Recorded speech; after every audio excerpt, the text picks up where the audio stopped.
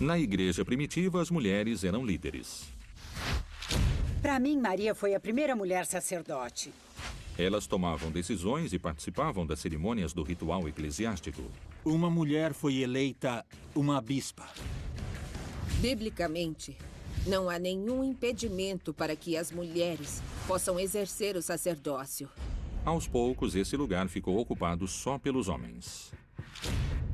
Se existe machismo no século XXI, pode ter certeza que existia também há 2000 anos. O que aconteceu naqueles séculos? Por que as mulheres perderam poder? As mulheres se tornaram as pecadoras, ou as sedutoras, ou as portadoras do mal. Os textos mais anti-mulheres são os textos dos monges católicos medievais. Será que foi a igreja que determinou qual devia ser o papel social das mulheres? O sacerdócio é só para os homens. Existe muito medo diante da presença da mulher.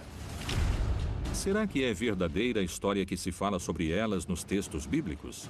Que modelos femininos a igreja propõe? Maria e Eva são a mesma mulher, e elas são todas as mulheres. A Maria Madalena foi escolhida por Jesus para dirigir a comunidade. Ela era uma pessoa influente naquela época, a patrocinadora da causa de Jesus. Ela pode ter sido a líder da igreja no lugar de Pedro. Será que as mulheres vão poder recuperar seu lugar histórico, conseguir o sacerdócio e ser as representantes de Deus na Terra? Os textos sagrados estão sendo reinterpretados pelas mulheres. Io non credo che Francesco possa aprire la strada al sacerdozio femminile.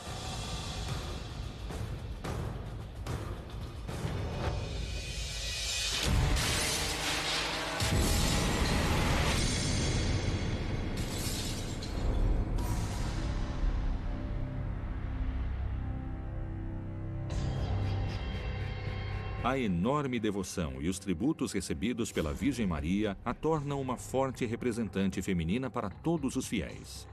Mas por que a mãe de Jesus é objeto de um culto tão enorme numa instituição onde as mulheres não possuem a mesma autoridade que seus pares masculinos? Maria é uma personagem como Jesus. É alguém da tradição. Poderíamos dizer, de uma forma muito básica, ela é a mãe de Jesus. Mas para que mudasse de mãe de Jesus para mãe de Deus, passaram séculos. Séculos de construção histórica, teológica e política.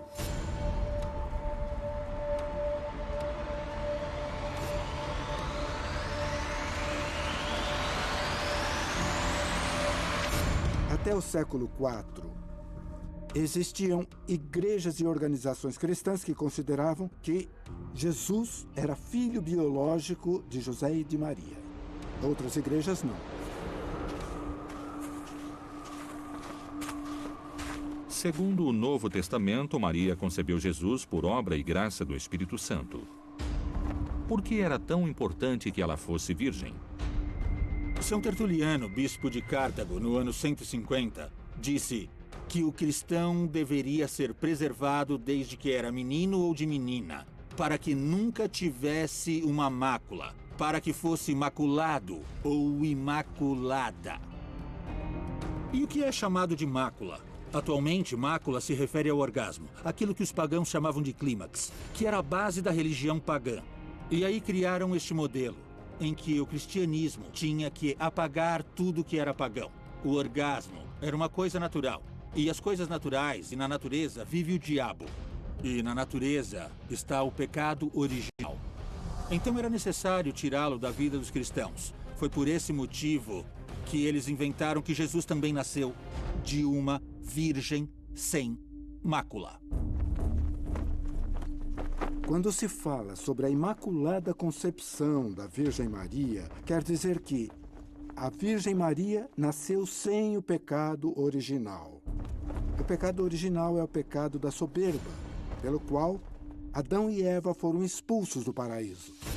Desde o Gênesis, Eva é a mulher pecadora, a mulher má, a culpada de ter acabado com a harmonia do paraíso. Maria aparece como seu oposto, como aquela mulher que chegou ao mundo para trazer o bem. Maria é a mulher que vence a serpente. que vence a tentação. Por esse motivo, na maioria das representações iconográficas da Virgem, ela aparece pisando numa serpente.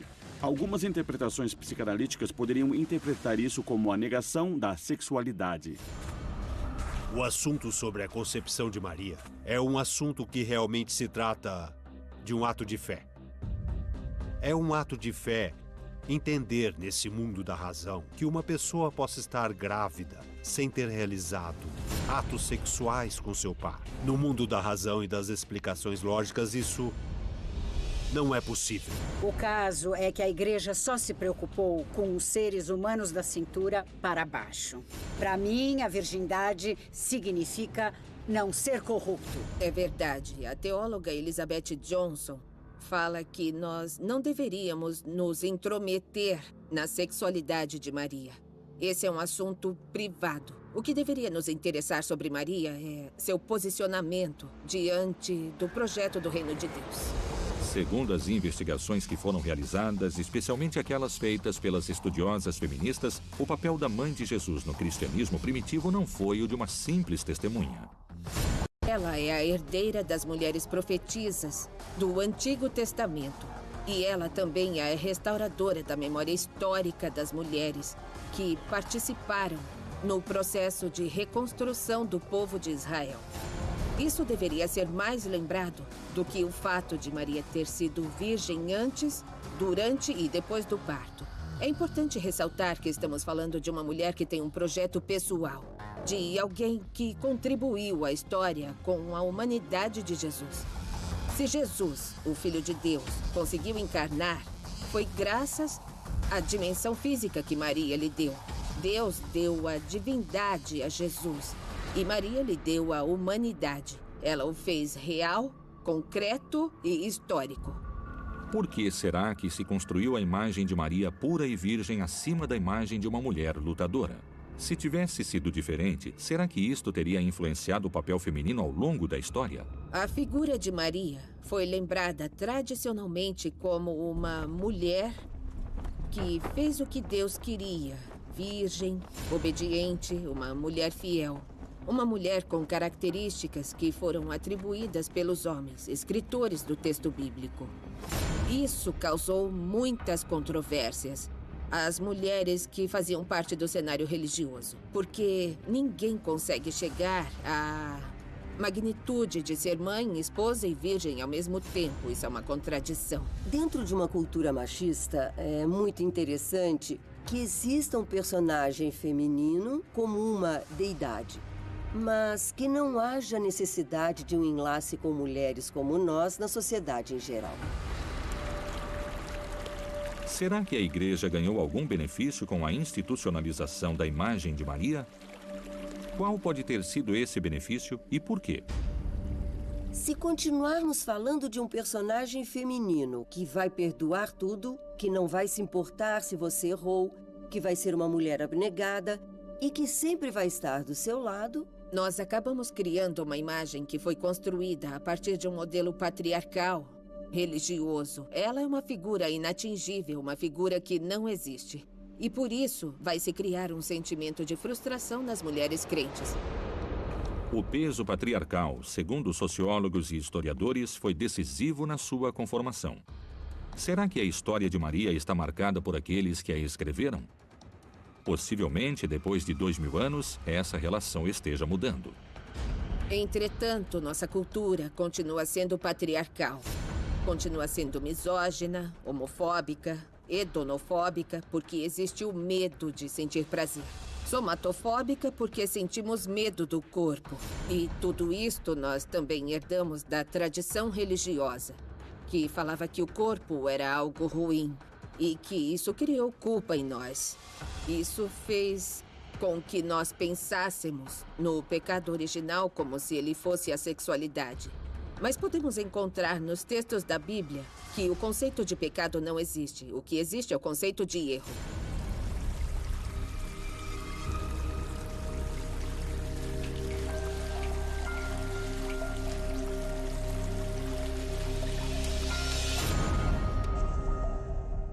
Existem diferentes posicionamentos diante do papel de Maria na história. Mas esse não é o único caso controverso. Qual é a verdade sobre a revelação dos restos arqueológicos encontrados no túmulo de Maria Madalena?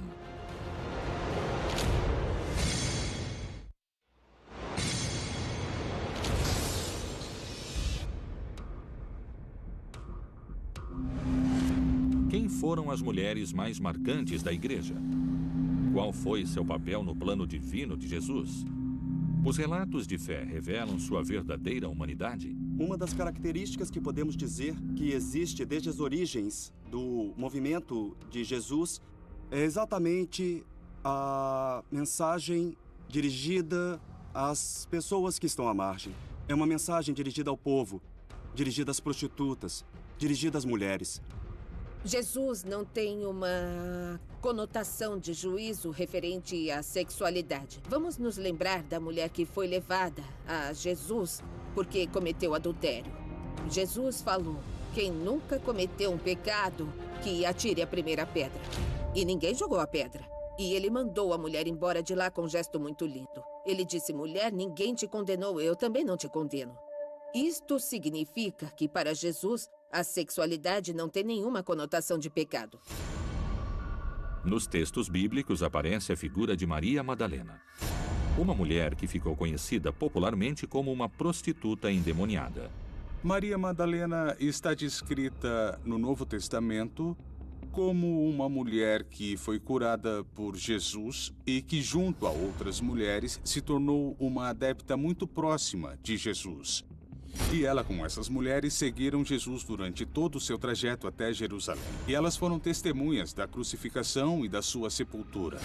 O nome dela era Miriam de Magdala. O nome Madalena é porque ela é originária daquele lugar.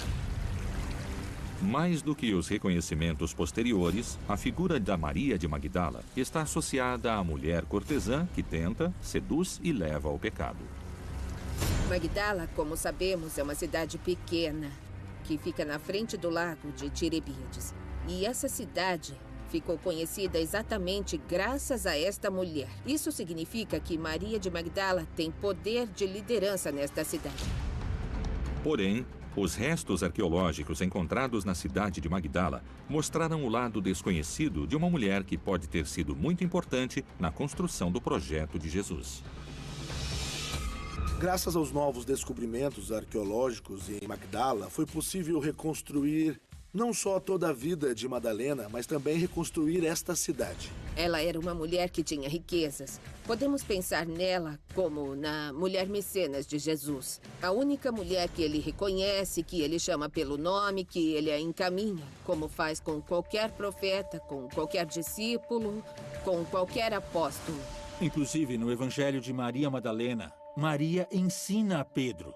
E isto cria um conflito de interesses. No século II e III, tinham comunidades cristãs que precediam de uma tradição grega e egípcia, onde as mulheres não eram excluídas do sacerdócio, como aconteceu no Império Romano, que era mais machista. Então, essas cristãs achavam que Maria Madalena tinha sido escolhida por Jesus para dirigir a comunidade. Os cristãos cópticos acreditavam que Maria Madalena tinha sido a primeira dos apóstolos, antes mesmo do que Pedro. Hipólito de Roma foi um padre da igreja que chamava ela de Apóstola dos Apóstolos. Da mesma forma em que Maria encarna o bem, Maria Madalena assume o lado escuro. Essa é a mulher que entregou seu corpo ao pecado.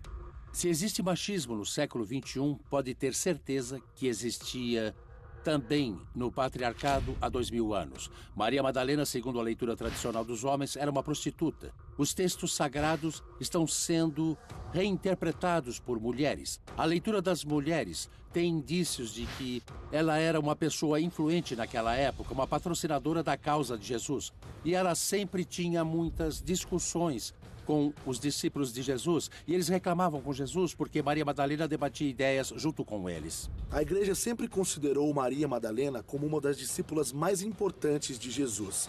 E atualmente, o Papa Francisco elevou a liturgia de Santa Maria Madalena. O que isso significa? Que ele a colocou no nível dos apóstolos.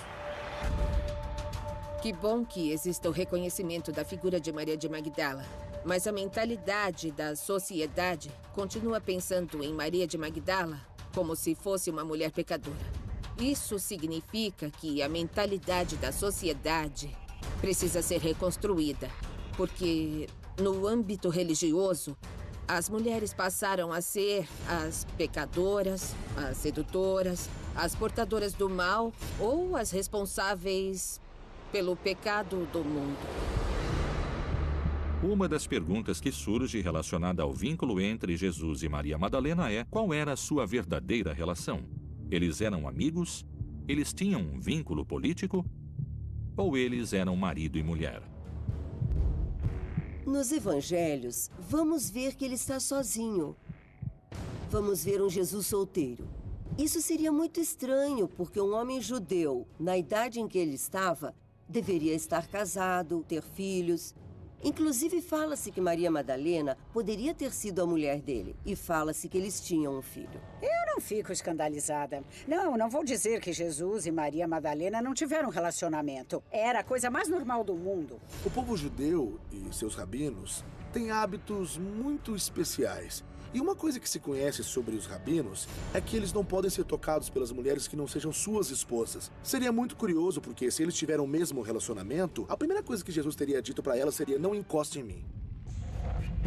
E por esse motivo, eu entendo que teria sido muito difícil que entre eles tivesse um relacionamento amoroso ou um relacionamento íntimo. Certo, se venissero fuori dei documenti in cui c'è un atto di matrimonio tra Gesù e Maria Maddalena, la Chiesa Cattolica potrebbe sentirsi minacciata nella sua tradizione, ma questo non c'è e quindi non ha nessun senso, dico. Isto é o oposto do que o Evangelho fala.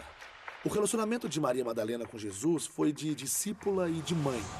Se fala muito que pode ter existido algo mais íntimo entre eles. Mas a verdade é que os evangelhos não falam em nenhum tipo de intimidade. No momento da ressurreição de Jesus Cristo, ele aparece diante de Madalena. E Madalena, quando vê Jesus, diz Rabone, que significa mestre.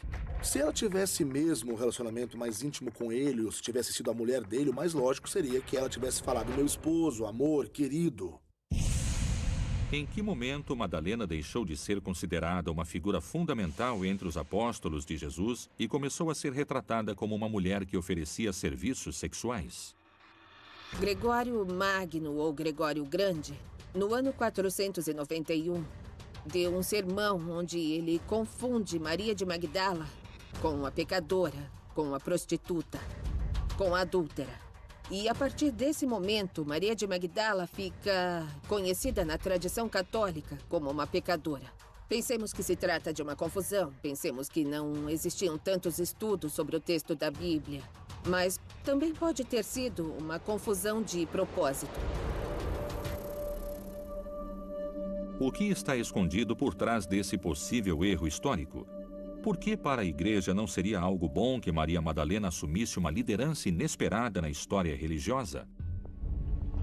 Os estudiosos do texto, os exegetas e as exegetas, descobriram que na comunidade primitiva tinha 3 tipos de liderança para acompanhar ou dirigir a igreja. A liderança de Pedro, apoiada por Tiago, e a liderança de Paulo. Mas a liderança de Maria de Magdala estava apoiada por Judas e por Tomé, outro dos apóstolos.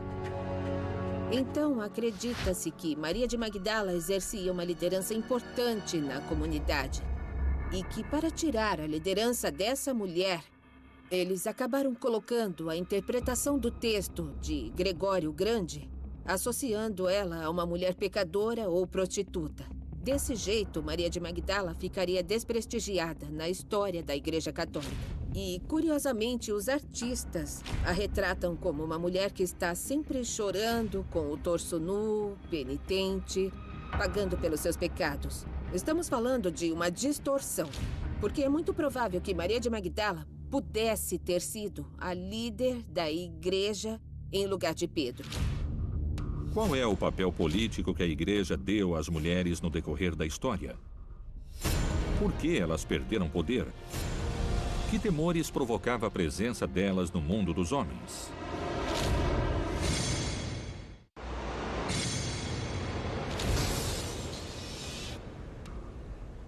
Se a Virgem Maria foi uma figura influente politicamente, atenta aos movimentos sociais do seu tempo, e Maria Madalena foi fundamental como mecenas do plano político de Jesus, o que se esconde por trás do pensamento social que parece ignorar quais foram os papéis femininos no projeto de Jesus? Por que o cristianismo primitivo considerava valiosa a liderança feminina na construção da fé?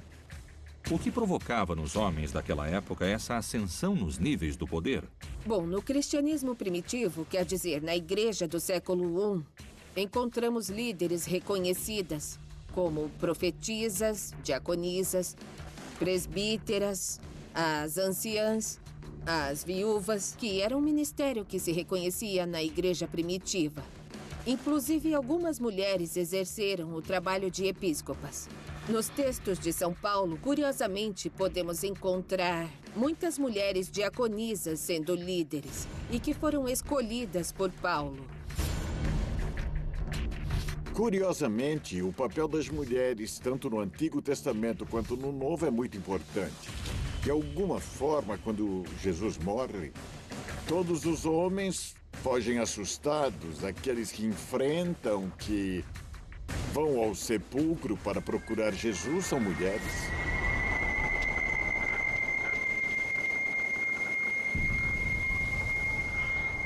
Em termos culturais, o judaísmo e seus derivados, entre eles o cristianismo, são bastante machistas. Os textos, podemos dizer assim, mais anti-mulheres de todos os textos, são os dos monges católicos medievais. Isso quer dizer que existe muito medo diante da presença da mulher. E por isso existem tantos textos agressivos contra a mulher.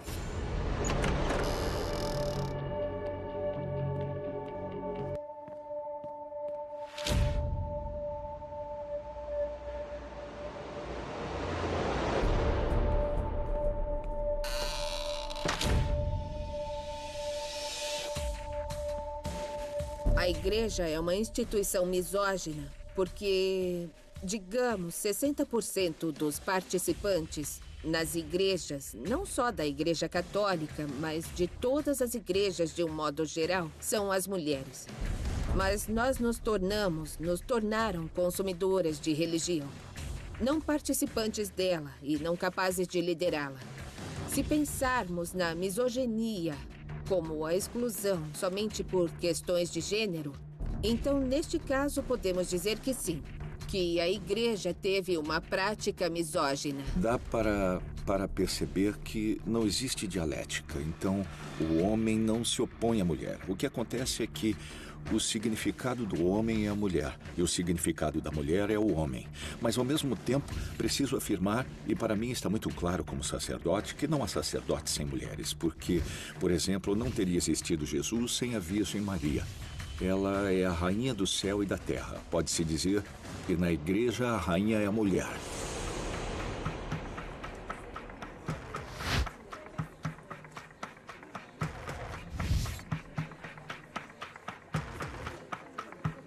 Não, é muito claro que não. Quando ele conseguiu colocá-las no seu grupo e quando conseguiu receber ajuda econômica por parte delas, Lucas disse às mulheres que ajudaram Jesus economicamente. Então, ele não as acolheu porque estava interessado no dinheiro, mas porque elas faziam isso voluntariamente, porque elas enxergavam uma mensagem libertadora para as mulheres. E toda vez que Jesus curou uma mulher, essas mulheres ficavam do lado dele e elas falavam dele. Elas foram suas patrocinadoras ao longo do caminho. No ano de 1950, quando a igreja começou a reconhecer que existem doutoras em igreja, a primeira doutora em igreja é Teresa Ávila, que foi reconhecida muito tarde. Reconhecer que existem doutoras em igreja só depois do século XIX é algo tardio, porque estamos falando de uma falta de reconhecimento de liderança das mulheres na Igreja Católica. Será que esse reconhecimento tardio das mulheres dentro da igreja é um reflexo do lugar que foi outorgado a figuras fundamentais como a Virgem Maria? Colocaram ela como intermediária. E mais do que ser uma intermediária, ela é a mestra. É aquela que tem que nos ensinar, que tem que nos anunciar a salvação. Para mim, ela é uma mulher completamente digna, capaz de fazer com que entendamos o que é o sacerdócio numa mulher. Para mim, Maria é a primeira mulher sacerdote. Quando nasceu Jesus, ela deve ter falado: "Este é meu corpo e este é meu sangue." Essa narrativa é uma mensagem para as mulheres que querem aceder ao sacerdócio feminino. Existe alguma passagem na Bíblia que certifique que elas nunca poderão conseguir esse lugar na igreja? Em nenhuma página da Bíblia está escrito que só os homens podem ser sacerdotes. Isso é um assunto institucional da igreja como instituição. Foi um homem que inventou o cânone 1024, que em uma frase muito curta, sem dar mais detalhes, diz isto: só os homens batizados podem se ordenar. E é isso. Nós, mulheres, queremos saber. Então, por que fomos batizadas? Ou será que a água que usam para batizar os homens é diferente da água que usam para batizar as mulheres? O fato de Jesus ter sido homem e que ele só tem escolhido homens, no fundo, foi entendido pela igreja como algo definitivo, que o sacerdote tem que ser representado por um homem, porque ele estaria representando a Jesus. Isto não é um absurdo. Mas se Jesus tivesse querido ser mulher, as mulheres teriam que ser as representantes de Jesus. Che la conferenza episcopale preferisca sempre non parlare di sacerdozio femminile è molto semplice, legato al fatto che i vescovi che fanno parte di questa conferenza sono maschi, cresciuti in seminari maschili, sempre pensato che la donna tutto sommato è un pericolo, perché per quanto tempo si è creduto ancora che il peccato originale di Adamo ed Eva fosse stato il sesso. Certamente si spiega questo atteggiamento dei vescovi della conferenza episcopale, ma non si giustifica, cioè sarebbe ora di cambiarlo. Eu tenho muito medo de que um dia a igreja diga que nós, mulheres, estamos excomungadas como sacerdotisas. E isto significaria ficar reduzidas a um estado laico, como se o estado laico fosse o inferno. Não pode ser. Não pode ser. Será que os homens da igreja silenciaram a ação feminina amparados na tradição?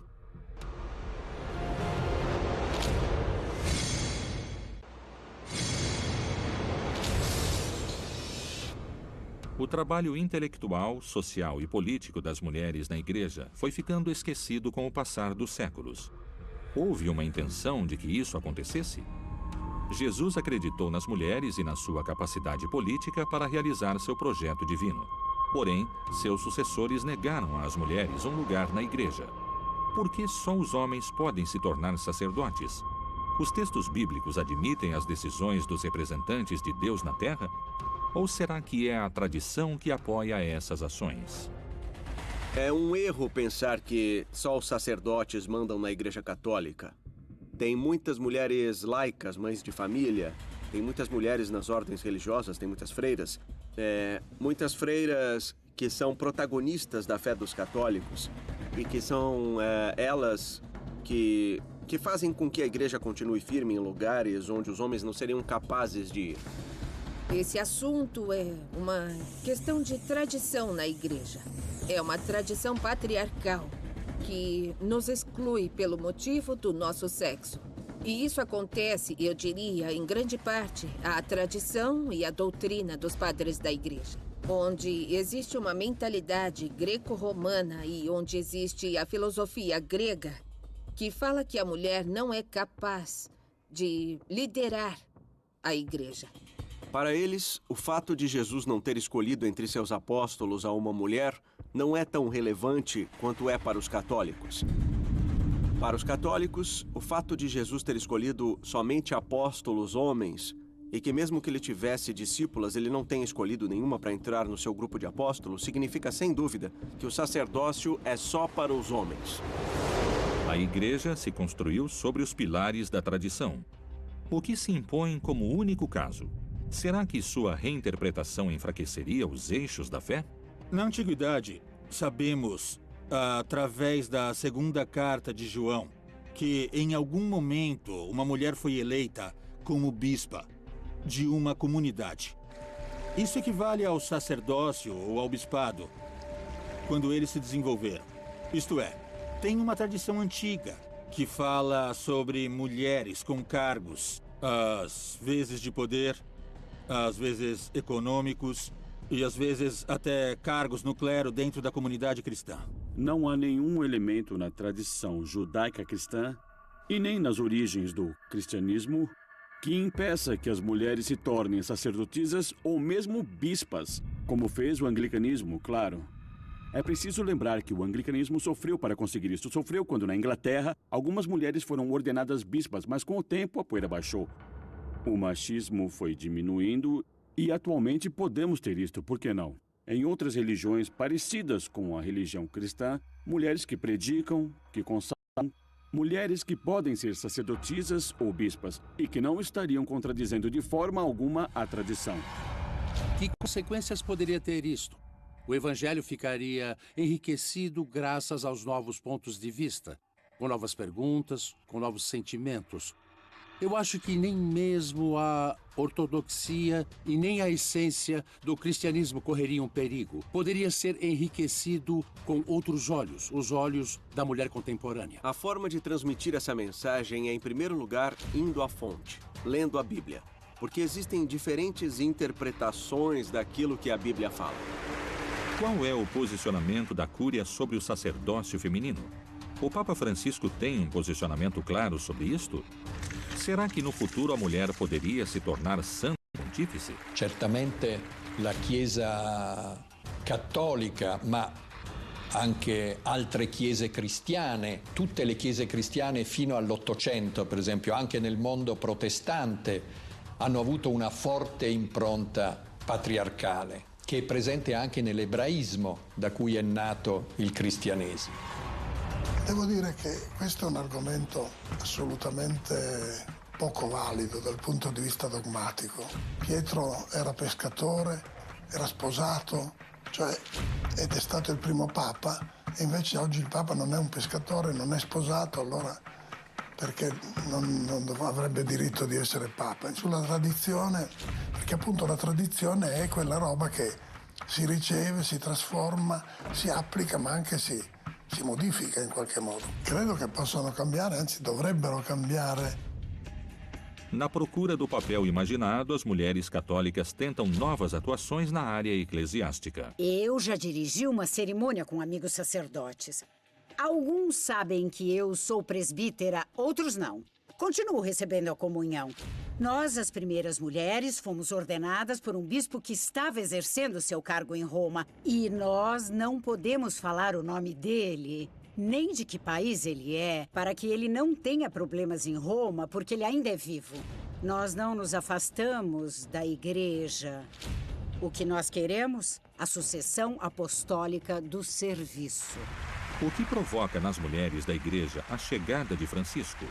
Qual é a interpretação que elas fazem dos gestos do novo pontífice?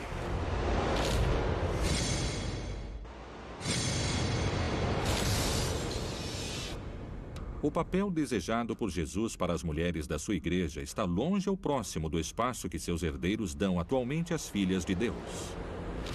Como são enxergados os gestos de Francisco? Será que essa é uma possibilidade de recuperar os espaços perdidos? Ou será que é uma maneira de ratificar que as mulheres nunca mais vão ter acesso a um espaço de poder? A chegada do Papa Francisco e seus gestos políticos criam novas perguntas sobre o futuro da igreja. Qual é o plano que o sucessor de Pedro tem para as mulheres? In referenza alle ordenazioni delle donne, la Chiesa ha parlato e dice no. Lo ha detto Giovanni Paolo II, ma con una formulazione definitiva. Francisco, o bispo de Roma, teve um discurso muito ambivalente, em minha opinião. Porque, de um lado, ele promove ou, de repente, diz que talvez exista a possibilidade de ter diaconisas, de ordenar diaconisas dentro da Igreja Católica. Mas depois de alguns dias, ele cria uma comissão. E depois, ele diz que não. Será que Francisco está tentando equilibrar, por meio das suas expressões, o desejo das mulheres e a mensagem da Igreja de permanecer fiel à tradição? Francisco não é um revolucionário. Francisco é um reformador. Ele começa com uma mudança de atitude. Outro aspecto muito importante é que Francisco propõe uma maior sensibilidade para poder entender o homem e a mulher contemporâneos. O que significa essa nova sensibilidade? Significa que a Igreja pode perder essa atitude de condenar diante do assunto do papel da mulher, que muitas vezes se sente ameaçada nesse universo masculino. Isso trouxe consequências. Os setores que levaram a Igreja a uma crise profunda confrontaram Francisco. Essa é uma luta entre os setores que querem continuar com a Igreja, como se fosse um ator contracultural diante da modernidade, diante das mudanças do homem e da mulher contemporâneos. É pouco provável que as diaconisas voltem à Igreja Católica, porque o papel que as freiras, as religiosas e as madres superiores de um convento têm é mais importante que o papel que as diaconisas tinham, e é muito mais interessante para elas. Para o Papa Francisco, desde o início do seu pontificado, era muito importante ressaltar que o papel da mulher era central dentro da Igreja Católica. A Virgem Maria é uma peça central dentro da religião cristã, dentro da religião católica. E ela era uma mulher. Era uma mulher. Ele ressalta que a igreja é um nome feminino e é a e não é o igreja. Então, até esse ponto chega a necessidade de ressaltar que a mulher tem um papel de protagonista, um papel fundamental dentro da igreja. Os gestos da sua santidade são claros? O seu posicionamento diante do sacerdócio feminino é definitivo? Ou será que ele está esperando o momento certo para reformular seu posicionamento? O que será que iria acontecer se uma mulher ocupasse o lugar da sua santidade no futuro? Io non credo che Francesco possa aprire la strada al sacerdozio femminile, perché l'ho anche ribadito recentemente. C'è un documento di Giovanni Paolo II che dice no.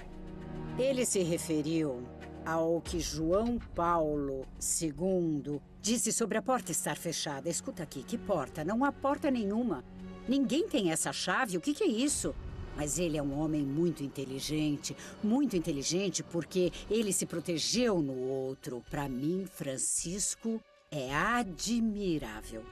Apesar de que ele tenha dito que não, porque isso foi o que o outro disse. Eu não me preocupo nada com isso, porque eu vivo o meu batismo. Mesmo que eu esteja excomungada, eu sinto que meu batismo não foi roubado de mim. Ninguém pode roubar ele ou tirar ele de mim.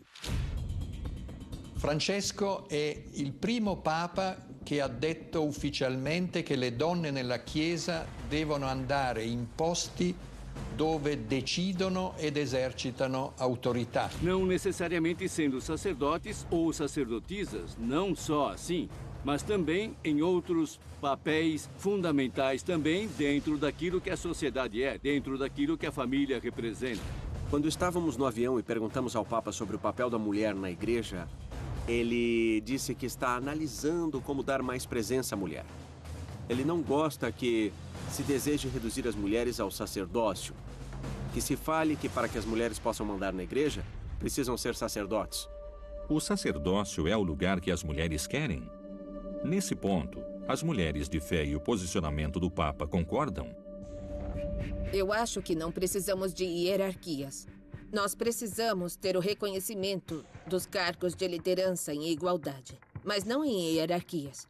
Portanto, eu não ficaria feliz se as mulheres pudessem se ordenar no esquema patriarcal e hierárquico que já existe. Porque isso seria reproduzir o mesmo sistema. Nós queremos mostrar o ritual feminino, a imagem de Deus feminina, sua ternura, seu amor, seu carinho, essa proteção entre todas as pessoas, a comunidade. Nós precisamos transformar as formas de exercer o sacerdócio, o diaconato, o episcopado, de uma forma mais holística, de uma forma de serviço, como era o estilo de Jesus de Nazaré. Para que, desse jeito, possamos transformar a hierarquia e o patriarcado. Porque se não fosse assim, nós teríamos um acesso ingênuo à liderança da igreja. E assim, no ponto em que estamos, nós mulheres não podemos permitir isso. A mulher pode mandar na igreja sem precisar viver o celibato, sem precisar estudar 6 anos de teologia, ou se ordenar sacerdote, ou morar sozinha numa casa no meio da montanha. O papel das mulheres não é de entrar no clero. Este não é o papel das mulheres. O papel delas é de pedir que elas vivam como mulheres, que elas decidam como mulheres em todas as áreas da realidade, a 360 graus. Eu acho que Francisco não foi muito claro. Agora, em outros assuntos, ele foi mais contundente. O que me surpreende é que entrem na agenda do Papa e na agenda da Igreja Católica a diversidade sexual. E também entra a ecologia. Mas não entra nessa agenda o assunto da mulher na igreja. La donna nella Chiesa è più importante che i vescovi, che i preti. Come? È questo che dobbiamo cercare di esplicitare meglio questa, perché credo che manca un'esplicitazione teologica su questo. Será que o acesso das mulheres ao poder da igreja representaria uma ameaça para alguns setores? Tem muitas perguntas que ainda não têm resposta.